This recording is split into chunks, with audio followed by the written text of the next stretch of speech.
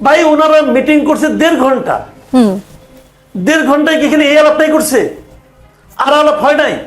তো সে আলাপের ঘোষণা আসলো না কেন? এটা বুঝান আমারে ভাই আপনি। 1.5 ঘন্টায় তারা কত আলাপ করেছে, সেইগুলি কেন যৌথ ঘোষণা এলো না? তার মানে কিছু কথা হয়েছে যেগুলোকে জনগণকে জানানোর প্রয়োজন মনে করেন না।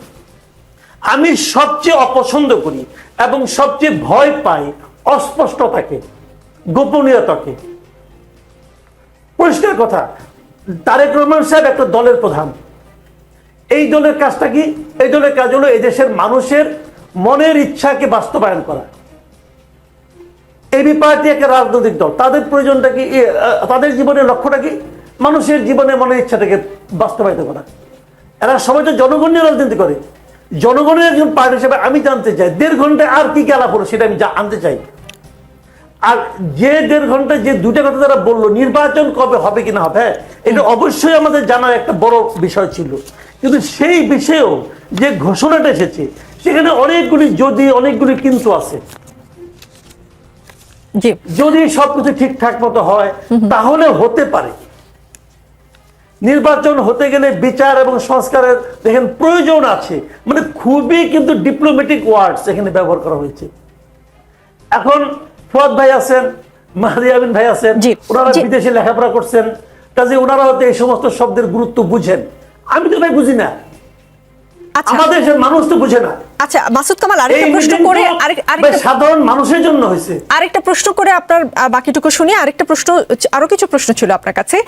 লন্ডনে প্রধান উপদেষ্টা ডক্টর মোহাম্মদ ইউনূস ও বিএনপি ভারপ্রাপ্ত চেয়ারম্যান তারেক রহমানের বৈঠকের যৌথ বিবৃতিতে 2026 সালে রমজান শুরু হওয়ার আগের সপ্তাহেও নির্বাচন করা যেতে পারে এমন বক্তব্যে দ্বিমত পোষণ করেছেন আপনার মতোই বাংলাদেশ কমিউনিস্ট পার্টির সাধারণ সম্পাদক রুহিন হোসেন প্রিন্স। তিনি বলেছেন, সুষ্ঠু গ্রহণযোগ্য অবাধ নির্বাচনের জন্য প্রয়োজনীয় সংস্কার শেষ করে ডিসেম্বরের মধ্যেই নির্বাচন করা সম্ভব। ডিসেম্বরে নির্বাচনের দাবি কিন্তু শুধু বিএনপির ছিল না, এখন বিএনপির সাথে আরো যারা এই দাবি জানিয়েছে তারা যদি রাজি না হয় তাহলে বিএনপিকে একা খুশি হতে পারে কিনা? এটা তো বিএনপির ব্যাপার। বিএনপি যদি মনে করে আমার কাউকে দরকার নাই, আমি যা চাই সেটাই হবে, হতেই পারে। এটা তার পলিটিক্স, এটা নিয়ে আমার কোনো বক্তব্য নাই। যার যার রাজনীতি তারা করবেন। রুহিন হোসেন প্রিন্স যখন এই বিবৃতি দিয়েছেন তখন ওনারা তো বিএনপির কথা ভাবেন নাই, উনি ওনাদের কথা ভেবেছেন। প্রত্যেকটা পলিটিক্যাল পার্টি এটাই করবে, যার যার কথা ভাববে।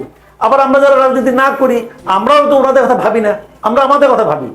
এবং আমরা প্রত্যাশা করি রাজনৈতিক দলগুলো আমাদের মতো মানুষের চিন্তাকে তাদের বক্তব্যের মাধ্যমে প্রতিফলন ঘটাবে, এটা আমরা চাই।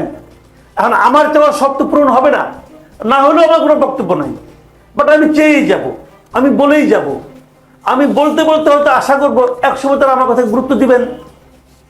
কিন্তু আমার কাছে মনে হয়েছে আমি খুবই একটু আতঙ্কিত এই কারণে আমির খসরু মাহমুদ চৌধুরী সাহেব বলে বসলেন আমরা খুবই সন্তুষ্ট। এখন ওনাকে ওনার সেন্টেন্স যেন গিলতে না হয় এই প্রত্যাশা আমি করি।